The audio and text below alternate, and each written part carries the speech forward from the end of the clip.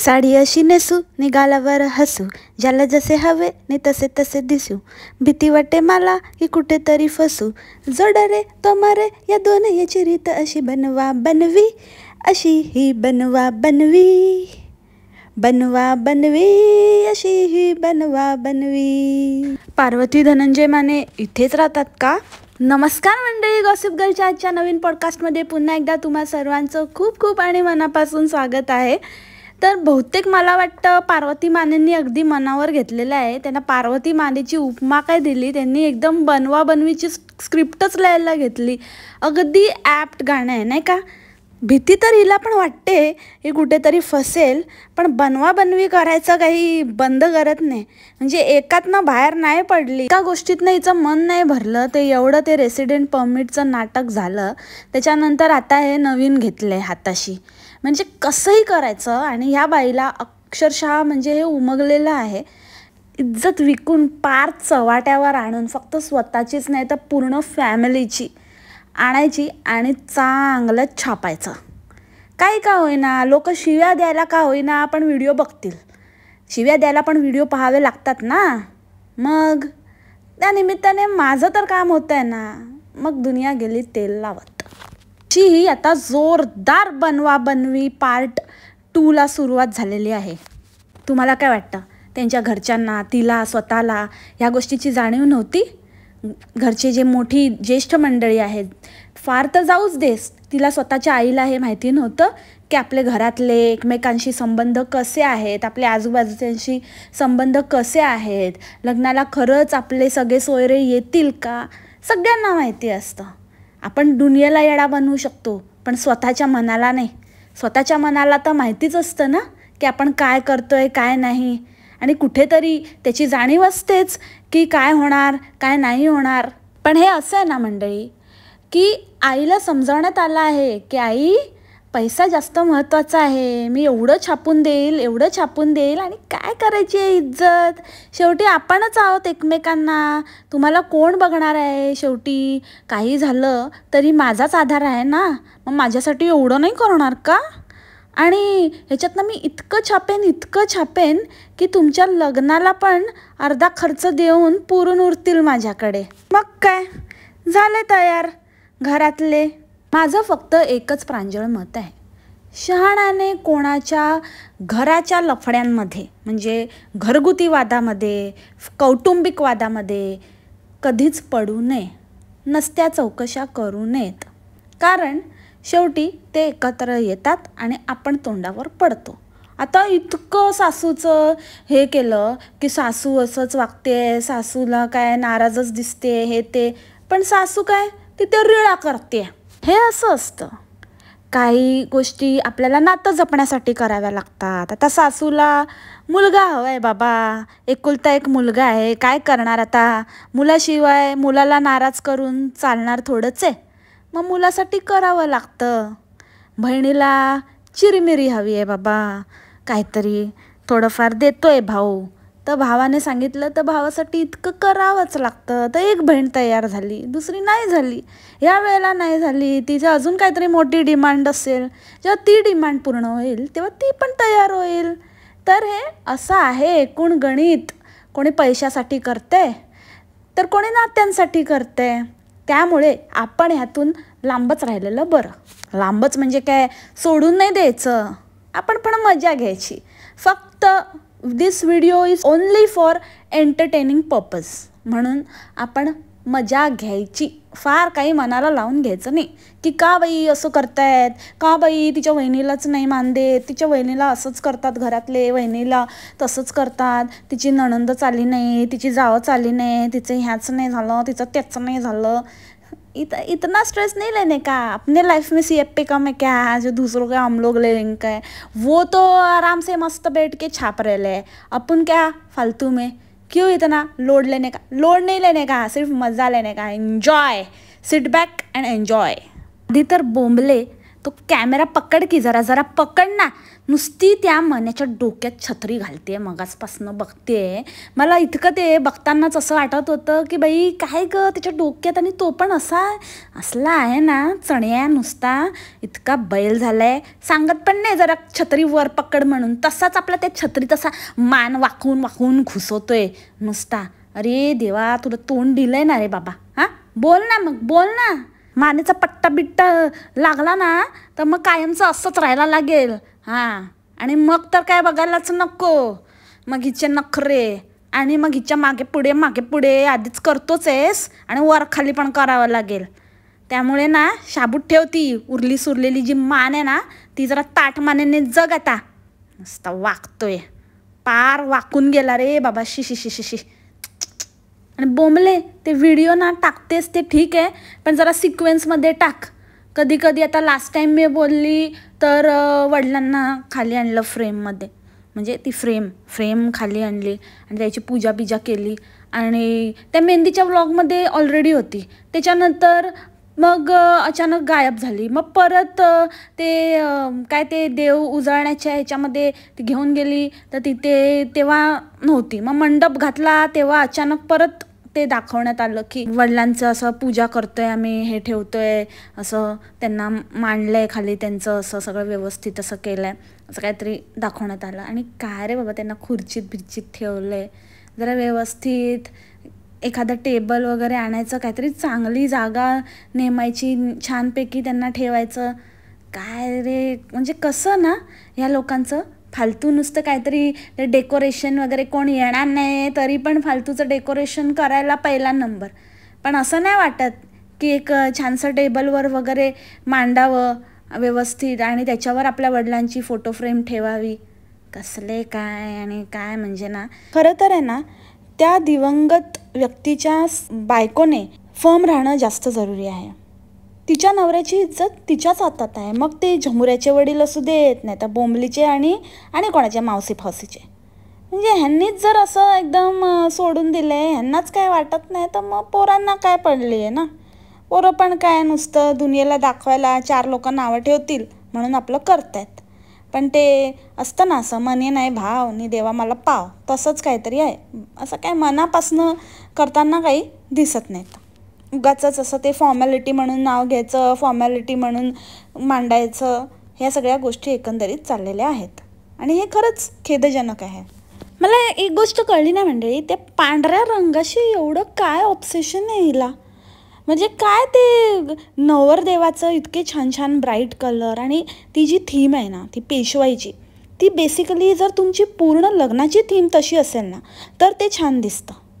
हे काय आहे म्हणजे ते सगळ्या गावंढळ बायकांमध्ये तो एकटाच असा पेशवा. एक तर तो कुठल्याच अँगलने माणूस पेशवा वाटत नाही आहे. ते दाढी बिडी आणि काय तो लूक आणि असं म्हणू नये म्हणजे, पण त्याची पर्सनॅलिटीच तशी नाही आहे की त्याला ते शोभतील. म्हणजे तो पेशव्यांचा ते मागचे ते सैनिक आहेत ना, ते सैनिक पण नाही वाटत, त्यांचे सैनिक पण असे नव्हते. तो इतका असा ना असं वाटतं की कुठल्या तरी छावणीत आहे ना घुसलेला फितूर आहे, फितूर भेदी. पण काय आपल्या घरचे काय, आपण कसे आहोत, काय आहोत, आपल्याला काय सूट करतं काय नाही करतं, अरे बाबा त्याला नाही समजत. पण तुम्हाला तरी दिसतंय ना, तू तरी सांगायची ना मोठी फॅशनिस्टा.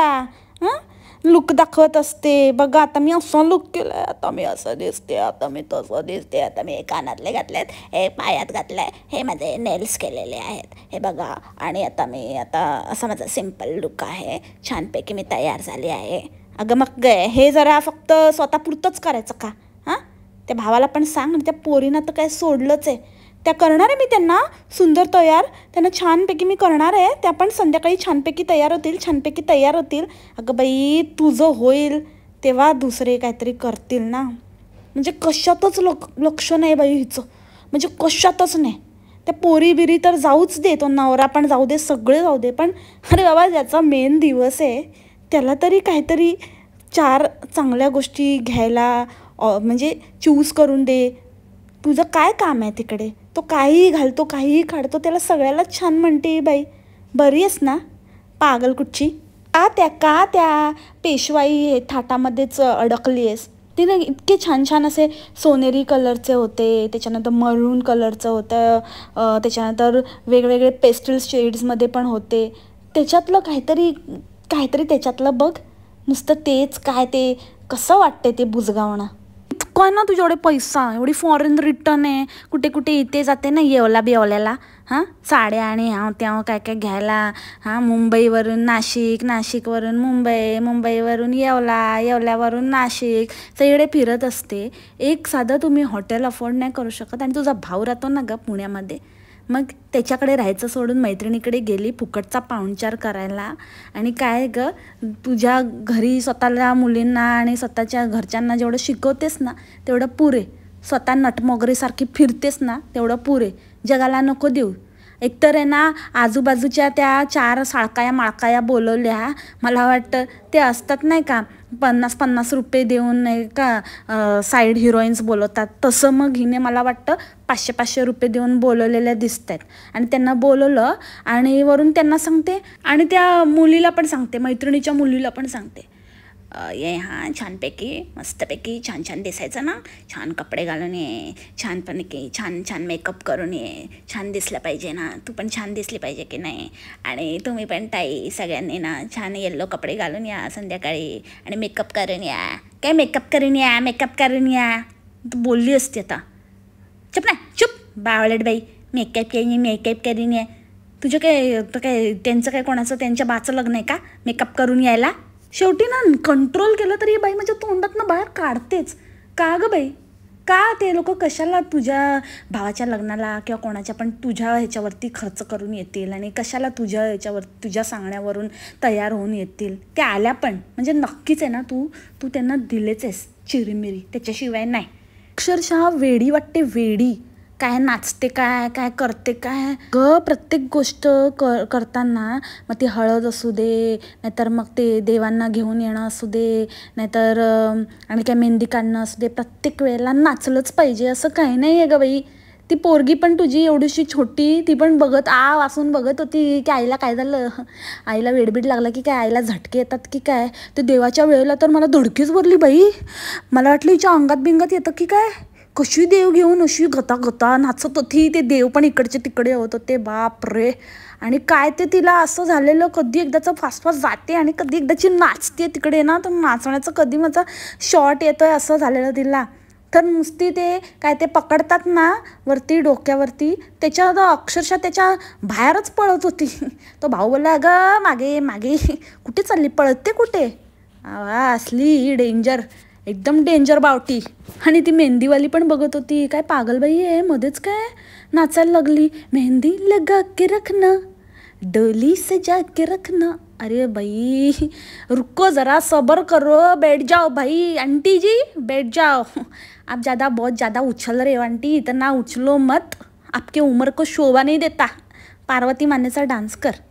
कणी तरी पाहुणा घरी, गकणी तरी येणार येणार ग, गकणी तरी येणार ग. ते तुला जास्त सूट होईल. उगाचच काहीतरी भलतंच करायला जाऊ नकोस. माझ्या वेळी माझ्या मेहंदीला ना 10-11 तास लागले होते. एवढा तर वेळ लागतोच ना, नवरीची मेहंदी म्हटलं की सोपं काम नसतं. 10-11 तास अगं बाई, तुझ्या जिभेला काही हाड हां बरोबर लागूच शकतात. मी आधी विचार करत होती असं कसं, म्हणजे असं इतकं पण काय, इतका वेळ काय, म्हणजे काय मेहंदीची पानं आणण्यापासनं वाटण्यापासनं सगळं काही केलं की काय प्रोसेस, तेव्हा एवढे तास, तेव्हा पण नाही लागणार एवढे तास. पण नंतर मग हिचा मी बघितला ना 2.5 किलोचा हात. शेवटी पार्वती मानेचे हात पाय, म्हणजे वाटलं काय तुम्हाला तेवढं मेहंदी काढायची म्हणजे वेळ लागणारच, समजून जाता तुम्ही मंडळी. यांनी पण बाबा महाराजांना कामाला लावलंच. आईने माझ्या ना महाराजांना सांगितलं होतं की पाऊस बीस पडू देऊ नका. शेवटी महाराज आपल्या भक्तांच्या मदतीला धावून येतातच. आता महाराजांना बाबा एवढीच कामं राहिली बाबा. हा भक्त याच्यासाठी बोलवतोय, तो भक्त त्याच्यासाठी बोलवतोय, एक भक्त जेवणावर रडतंय म्हणून बोलवतोय, आणि दुसरा भक्त मला हिने चिडवलं म्हणून बोलवतोय, तिसरा भक्त मला वाईटच वाटलं असं म्हणून बोलवतोय, चौथा भक्त मला कट्टीच झाली म्हणून बोलवतोय, आता हे पाऊस पडू नये म्हणून बोलवतोय. काय बाबा, दुसरी काय कामं नाही राहिली. अरे महाराज म्हणत असतील, स्वामी महाराज, की कुठले रे बाबा तुम्ही, म्हणजे भक्ते की डोक्याला शॉर्ट झालाय तुम्ही. हां, तुम्हाला काय हो काकू, तुम्हाला आधी माहिती नव्हतं श्रावणात पाऊस पडतो ते? हां, मध्ये मध्ये म्हणजे बेभरवशाचा पाऊस असतो, तुम्हाला काहीच माहिती नाही ना? इतके वर्ष तुम्ही तिथे राहताय म्हणे फॉग सिटी, मग फॉग सिटीमध्ये पाऊस असतो एवढी अक्कल नाही, आणि भर पावसामध्ये लग्न ठेवलं तेव्हा हा विचार नाही आला. एकतर स्वतः ठेवायचं, आणि जेव्हा ज्याच्या सीझन आहे तेव्हा ते येणारच ना. आता काय ऊन पडणार असं अपेक्षित आहे तुम्हाला? हां, मग तुम्हाला एवढंच जर हवं होतं तर थंडीत लग्न ठेवायचं होतं, म्हणजे कसलाच त्रास झाला नसता ना. तुम्ही चुकीच्या वेळेला चुकीची कामं करणार, आणि मग देवाला हे करणार की देवा नको पाडूस रे बाबा, पाऊस नको पाडू, हे नको करू, ते नको करू, निसर्गाच्या विरुद्धात जाणार. हे म्हणजे अतिच झालं नाही का? बाकी सगळं सोडा काकू, बाकी सगळं सोडा, पण तुम्हाला स्वतःची मुलगी कशी आहे ते तरी माहिती आहे? हां, कशी आहे ती? डिप्रेसिंग. जिथे जाते तिकडे ढगाला कळा लागतात. ढगाला लागली कळ, पाणी भदा भदा गळ. जिथे जाते ना तिकडे असं वातावरण घेऊन येते. आता कुठे गेलेली तिथे स्वित्झर्लंडला, तिकडे पण असंच झालं. जिथे जाईल तिकडे. खरं तर आहे ना, तिला बोलवून किंवा तिच्या सांगण्याप्रमाणे आत्ता लग्न वगैरे ठेवून हीच तुमची चूक झाली आहे. एकतर ही अशी डिप्रेस सोल, आणि ते पण तुम्ही भर पावसाळ्यात ठेवलं, म्हणजे पावसाळा तो पावसाळा, आणि वरून ही आली आहे म्हणून पण आभाळ कोसळणार. समजून जा काकू, आता काय नाही होऊ शकत. आता करा. रामकृष्ण हरी. सगळ्यांना, अगदी सगळ्यांना तंगवून धरलं हिने. दिसणार आहेत तुम्हाला, दिसणार आहेत आमचे नातेवाईक, सगळे दिसणार आहेत. हे पण दिसणार आहेत, ते पण दिसणार आहेत. आणि ना मजा, म्हणजे यावेळेला फुल म्हणजे ना बाकीच्यांची, आमच्या तुमच्यांची काही गरजच नाही. तसं तर आपण जातच नाही त्यांच्या वाटेला, ते तर वेगळीच गोष्ट. पण ह्यावेळेला तर फुल भक्तांनीच धुतलं आहे. भक्तांनीच एकदम, भक्तच नाराज झाले आहेत. भक्तच म्हणतात की अरे बाबा हे क्या हो गया, असं कसं ताई, हे बरोबर नाही ताई, हे असं चांगलं नाही ताई, असं नाही व्हायला पाहिजे होतं. कुठे आहे तुझी वहिनी, कुठे आहे तुझा दादा, कुठे आहे तुझी ताई, कुठे आहे तुझी माई, कुठे आहे तुझी अक्का. आणि ताई आपल्या आता दिसणार आहेत, थांबा आता दिसणार आहेत असं करून भक्तांना एक एक ढकलतायत नुसतं. आणि अख्खा व्लॉग कोण ते मांडव बांधताना दाखवतं, म्हणजे त्या व्हिडिओमध्ये काहीच नव्हतं. इतका फालतू व्हिडिओ ॲक्च्युली तो व्हिडिओ, आणि नंतरचा तो देव आणण्याचा, हे दोन्ही एकाच व्हिडिओत झालं असतं. तरी पण ताईंनी 2 वेगवेगळे व्हिडिओ छापले, कारण 2 व्हिडिओ डबल कमाई. असली ताई आहे तुमची, पक्की चाप्टर. गाठ सोडायला पण कोण नाही आलं, स्वतःच गाठ सोडते, स्वतःच नाव घेते. म्हणजे इतका ड्रामा आणि इतका फालतू स्क्रिप्ट ही कोणी लिहिले नाही. याची कुठे मला भेटली ना, तूच लिहिली आहेस ही. अशी बावळट स्क्रिप्ट आहे ना, तुझ्या व्यतिरिक्त आणि कोणी नाही लिहू शकत. आणि तो चण्या एक पैशासाठी हापापलेला नुसता आलाय तिकडे बसलाय आणि दाखवतोय मोठा मी किती चांगला नवरा आहे, आणि मी किती चांगला जावई आहे, आणि मी किती कसं काय सगळं हेल्प करतोय इकडे. आणि आता ना चण्या आता दाखवेल, ते पण थोडं हेल्प करतायत, ते सांगतील कसं काय बांधायचं. आणि अशी चण्याने उडी टाकली ना, टपक करून टपकला कुठून तरी. आणि तो सांगतोय तरी ही उगाचच इथे हां नाही तसं. अगं बाई, तूच सांगणार होती तर मग कशाला त्या चण्याला मोठेपणा देते? सांग ना मग तूच. तसं पण तू बोललीच आहेस बोलता. अजून खूप छान व्लॉग्स येणार आहेत, तुम्ही बघत राहा. आता बरंच काही होणार आहे माझ्या मनासारखं, जसं मी ठरवलं आहे. माझ्या मनासारखं जे काही ठरवलेलं आहे, मी माझ्या मनाने जे ठरवलं आहे ते तसंच होणार आहे. ते तू बोलली आहेस. टाईमस्टॅम्प मेहंदी व्हिडिओ 2.20 पुढे बघा. 2 सेकंडसाठी ती बोलली आहे की जसं काही मी ठरवलेलं आहे, जे ठरवल्याप्रमाणे मी करणारच आहे, तर सगळं काही तूच ठरवलं आहेस. एकदम बकवास प्लॅनिंग आहे तुझं. आणि काय तर म्हणे डान्सची प्रॅक्टिस करूया. डान्सच्या प्रॅक्टिसला कोण आहे? म्हणजे त्या नवऱ्याला उभं करणार आणि त्याच्या अवतीभोवती नुसती ही एकटीच अशी गरा फिरणार, येड्यासारखं तोंड उघडं ठेवून असं नाचणार. ग बाई, गाठ तरी सोडायला कोणाला तरी बाजूच्यांना 2 मिनिटासाठी बोलवायचं, की बाजूच्यांशी पण अगदी चांगलेच एकदम संबंध जपलेले दिसत आहेत तुम्ही, कोणच येत नाही. शेवटी त्या बायांना बोलवावं लागलं जसं मी सांगितलं तसं. स्वतःच गाठ सोडली आणि स्वतःच हिने नाव घेतलं. म्हणजे बघा काय यांचे दिवस आले रे बाबा. म्हणते हे सगळं इंडियातच होतं, असं सगळं छान थाटामाटात, असं मोठं छान संगीत, छान डान्स, छान अशा प्रथा परंपरा आणि अशा सगळ्या गोष्टी हे तुम्हाला इथेच बघायला मिळतं. हो बरोबर आहे, इथेच बघायला मिळतं, म्हणजे इंडियातच बघायला मिळतं. पण असं नसतं ते खरंच छान असतं. आणि नुसतं घर असं गजबजलेलं असतं, पाहुण्यांनी भरलेलं असतं, गडबड असते, लगबग असते. खूप बायका, सगळ्या बायका अशा मस्त कंबर खोचून, असे पदर खोचून कमरेला कामाला लागलेल्या असतात. असं छान असं चित्र असतं. सगळी फॅमिली एन्जॉय करत असते, मिळून मिसळून मजा हशा पिकतो. नंतर मस्तपैकी डान्स, गाणी, नाच आणि सोबतच आपलं जे काही रीतिरिवाज असतात ते सगळं, म्हणजे ह्याच्यापेक्षा पण छान असं भरलेलं घर आणि असा मस्त माहोल आहे ना आमच्याकडे गणपतीला असतं. तुमचं तर लग्न घर आहे, काय म्हणावं यांना. बड्डे तरी बरे आमच्या घरातले, ह्याच्यापेक्षा जोरदार घरात बड्डे सेलिब्रेट होतात. आणि यांचं लग्नाचं घर बाई लग्नाचं वाटतच नाही. आणि आता अजून किती काय हे करणार आहेत, ताटकळत ठेवणार आहे आणि किती असं हे दिसणार आहे करत. आणि शेवटी नंतर हेच रडगाणं गाणार आहे की काय नाही, अशा गोष्टी होत असतात फॅमिलीमध्ये, आपण कोणाला जबरदस्ती नाही करू शकत. पण मी आहे मोठी ताई, मी सर्व काही आहे, मी एकटीच सगळं 4 जणांचं काम एकटीच करू शकते, 4 जणांच्या जबाबदाऱ्या मी एकटीच घेते. असं करून शेवटी तो मोठेपणा घेण्यात येणार आहे. आता तर वहिनीला तर एकदम पार बदनाम करून झालेला आहे. मला तर असं वाटत नाही की त्या वहिनीला आता इच्छा पण झाली ना तरी पण ती येत नसेल, कारण का इतकी बदनामी केली आहे की आता बिचारी काय बोलणार आणि कुठे तोंड दाखवणार ना. त्यापेक्षा न आलेलीच बरी, ती समजून गेली. ते सगळं सोडा मंडळी, तुम्ही बघितलं का शेवटी वांग्याने वांग्याचीच भाजी केली. वांग तर बाबा कुठेच पाठ सोडत नाही, जिकडे जाईल तिकडे वांगो पाहिजेच. वांग्याशिवाय घास उतरत नाही बाई आमचा.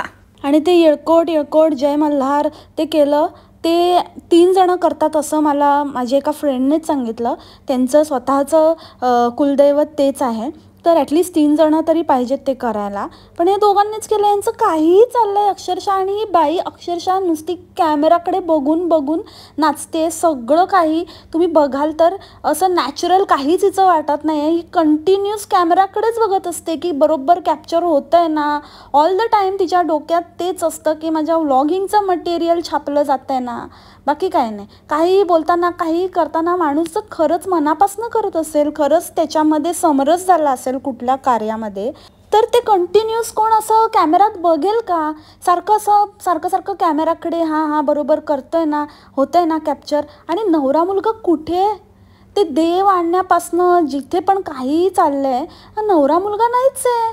नवरा मुलगा कुठेच ॲक्टिव्ह दिसत नाही आहे. लग्न आहे की फक्त असं काहीतरी पिक्चर चालू आहे किंवा असं काहीतरी स्टोरीप्रमाणे सगळे वागत आहेत की नुसतं असं ज्याला जितके पैसे मिळाले ते असं पर डे मिळतो ना तसं, आज इतने पैसे में इतनाहीच मिलेगा, इतनाही फुटेज दूंगा वगैरे, असं काहीतरी चाललं आहे असं मला ओव्हरऑल वाटतं आहे. हे जे काही चाललं आहे त्याच्यावरून इतकं बकवास लग्न मी आयुष्यात कधी पाहिलं नसेल. आणि जरी हे कटू असलं ना तरी हे सत्य आहे बोंबल, की तुझे सारखं म्हणतेस ना माझ्या भावाचं लग्न आहे, लक्षात तर राहिलंच पाहिजे ना, धूमधडाक्यात करणार मी, अगदी खरंच एकदम लक्षात राहण्यासारखं लग्न करणार, खूपच छान, खूप मजा येणार, तुम्हाला पण खूप मजा येणार. हा मला तर मज्जा येतेच आहे, खूप मज्जा घेतो आहे आम्ही. मज्जा येणं आणि मज्जा घेणं याच्यात फरक असतो. आता जे चाललं आहे ना ते मजा घेणं चाललं आहे तुझ्या व्ह्युअर्सचं, तुझी मजा घेत आहेत ते, तुझ्या कुटुंबियांची मजा घेत आहेत. आणि राहिला प्रश्न लग्न लक्षात राहण्याचा, तर ते बाकी किती कोणाच्या लक्षात राहील, तुझ्या तर राहीलच ग. इतके छापलेस की तुझ्या तर ते चांगलंच, म्हणजे इन्व्हेस्ट करशीलच ती इन्व्हेस्टमेंट लक्षात राहीलच की या लग्नातनं किती मिळाले आणि त्या लग्नातनं मी किती छापले आणि किती इन्व्हेस्ट केले आणि त्या इन्व्हेस्टमेंटमधनं मी काय काय घेतलं आणि काय काय माझी बकेट लिस्ट पूर्ण केली, तर ते तुझ्या लक्षात राहीलच. पण सगळ्यात महत्त्वाचं म्हणजे जर तुझी होणारी वहिनी आणि तुझी ऑलरेडी झालेली वहिनी ती वहिनी ह्या दोघी पण जेव्हा हे व्हिडिओज बघतील तर त्यांच्या हे मात्र लग्न छानपैकी लक्षात राहणार आहे. हे कॉमेंट्स आणि त्यांच्यावर तुझ्यावर झालेले आरोप प्रत्यारोप आणि डाऊट घेण्यात आला आहे आणि जे पण काही म्हणजे तू इज्जतीचे धिंडवडे उडवलेस ना, ते त्यांच्या आयुष्यभर लक्षात राहणार आहे. अशी नंदुबाई नको ग बाई. दुसऱ्याच्या आयुष्याच्या एका महत्त्वाच्या टप्प्याचा किंवा एखाद्या मेमोरेबल गोष्टीचा कसा कचरा करतात हे कोणी तुझ्याकडनं शिकावं. खरंच तू हे असं करत असशील ना तर लक्षात ठेव, हे ना जास्त दिवस फळणार नाही तुला. एनिवेज सो मंडळी, ह्याच नोटवर आजचा पॉडकास्ट इथेच थांबवते. आय होप तुम्हाला आवडलं असेल. अजून खूप येणार आहेत, खूप गोष्टी होणार आहे. अभी तो पार्टी सुरू हुई है. आता तर पार्वतीबाईंचा मेन शो तर आत्ता सुरू होणार आहे. Let the show begin. आजसाठी इतकंच. भेटूया आपल्या उद्याच्या पॉडकास्टमध्ये नवीन विषयासोबत. तोपर्यंत खा प्या मस्त राहा आणि स्वस्थ राहा. Take care. Bye bye. मासलामा.